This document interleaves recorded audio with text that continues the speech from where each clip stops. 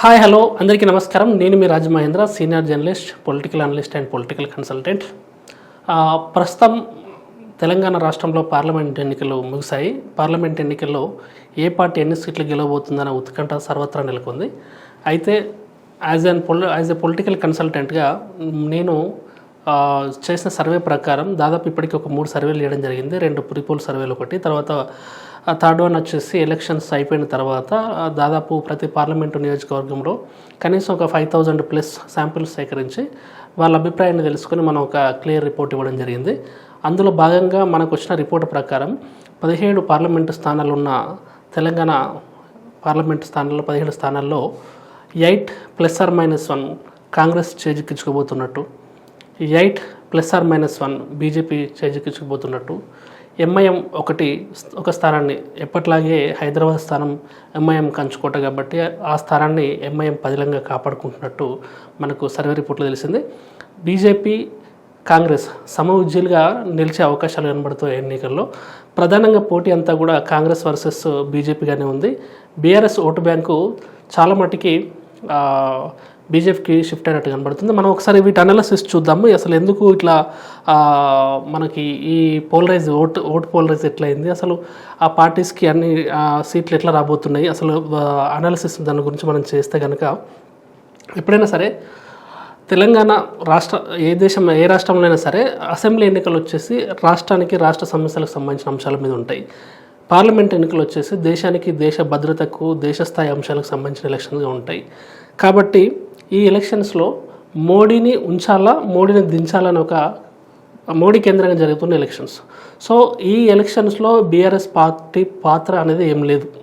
So మోడీని దించడంలో BRS పాత్ర లేదు, మోడీని మళ్ళీ ప్రధాని చేయడంలో బీఆర్ఎస్ పాత్ర లేదు. ఎందుకంటే ఇటు ఎన్డీఏ కూటమిలో లేదు బీఆర్ఎస్ పార్టీ, అటు ఇండియా కూటమిలో లేదు బీఆర్ఎస్ పార్టీ. కాబట్టి బీఆర్ఎస్ పార్టీని ప్రజలు లైట్గా తీసుకున్నారు.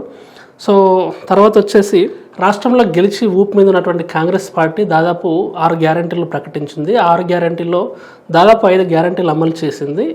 ఇదే ఊపులో పార్లమెంట్ ఎన్నికల్లో భాగంగా వీళ్ళని ఎక్కువ గ్యారంటీలు అమలు చేసి ప్రజల్లోకి వెళ్ళాలనుకుంది. అదేవిధంగా వెళ్ళడం జరిగింది. కాంగ్రెస్ పార్టీ వెనుక కూడా ప్రజలు ఈ పథకాలను చూసి ప్రజలు కూడా పోలరైజ్ అయినట్టు మనకు తెలుస్తుంది. అలాగే నెక్స్ట్ వచ్చేసి ఇక బీజేపీ విషయానికి వస్తే మోడీ చరిష్మా, దేశవ్యాప్తంగా మోడీ చరిష్మా ఎట్లయితే ఉపయోగపడుతుందో తెలంగాణలో కూడా మోడీ చరిష్మా అత్యధిక స్థానాలు గెలుచుకోవడానికి కూడా ఇక్కడ ఉపయోగపడుతుంది. దాదాపు వచ్చేసి maximum BRS vote share maximum బీజేపీకి షిఫ్ట్ అవుతున్నట్టు తెలుస్తుంది.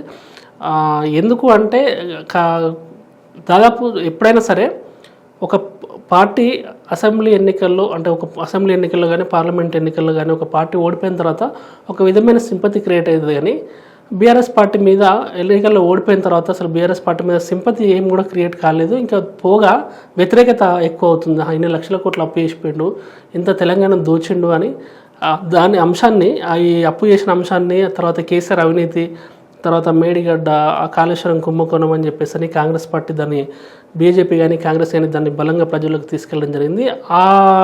వాళ్ళు ఏదైతే తీసుకెళ్లారో దాన్ని ప్రజలు కూడా బలంగా నమ్మారు. దానికి తోడు లిక్కర్ కుంభకోణంలో కవిత కూడా అరెస్ట్ అవ్వడము, కవితకు బెయిల్ రాకపోవడము, అంటే రాజకీయంగా ఇరికిచ్చారని వీళ్ళు ఎన్ని మాటలు చెప్పినా కూడా ప్రజలు దాన్ని నమ్మలేదు. ఒకవేళ రాజకీయంగా ఇరికిచ్చి ఉంటే కవిత పాత్ర లేకపోయి ఉంటే బెయిల్ వచ్చేసి బయటకు వచ్చేది ఉండదు కదా.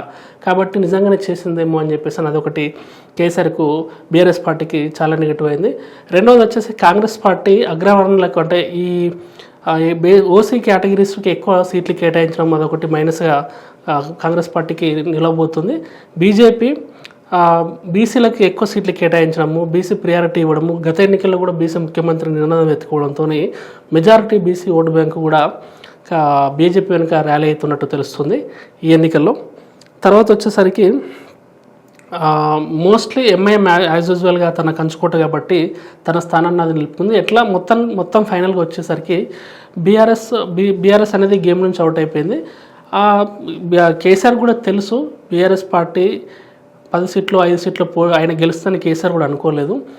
కేసీఆర్ కూడా క్లారిటీతో ఉన్నాడు. 2వ స్థానం కోసం మనం పోటీ పడితేనే మనం బీజేపీ మనం దాన్ని రాబోయే రోజుల్లో దాని తీవ్రతను మనం తట్టుకోగలుగుతామని చెప్పేసి నెంబర్ 2 స్థానం కోసం ఆయన ఫామ్ హౌస్ నుంచి బయటకు రావడము, ప్రచారం చేయడం ద్వారా ఆ కొద్ది గొప్ప పోలయ్యే ఓట్లు కూడా కేసీఆర్ ఫామ్ హౌస్ వదిలి బయటకు రావడం ద్వారా మాత్రమే ప్రతి పార్లమెంట్ కాన్స్టిట్యున్సీలో 5%, 10%, 20% ఓట్లు పడ్డా కూడా అది ఫామ్ హౌస్ వదిలి బయటకు రావడం ద్వారానే పడుతున్నాయి. అయినా ఇట్లా ఇంకా ఫామ్ హౌస్ నుంచి బయటకు రాకపోయి ఉంటే ఆల్మోస్ట్ టీఆర్ఎస్ పార్టీ తుడిచిపెట్టుకుని పోయే పరిస్థితి ఉంటుండే.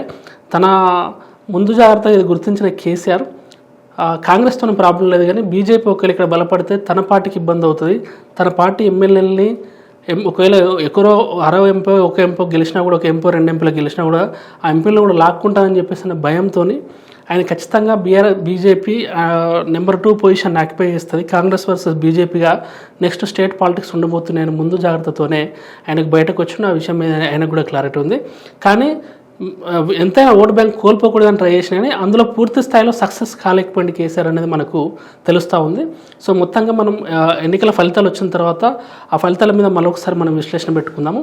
ప్రస్తుతానికైతే కాంగ్రెస్ వర్సెస్ బీజేపీగానే తెలంగాణ సమాజం పోలరైజ్ అయింది. Congress 8+or-1, BJP 8+or-1, MIM ఒక స్థానంలో గెలవబోతున్నట్టు మనకు సర్వేలు చెప్తాయి.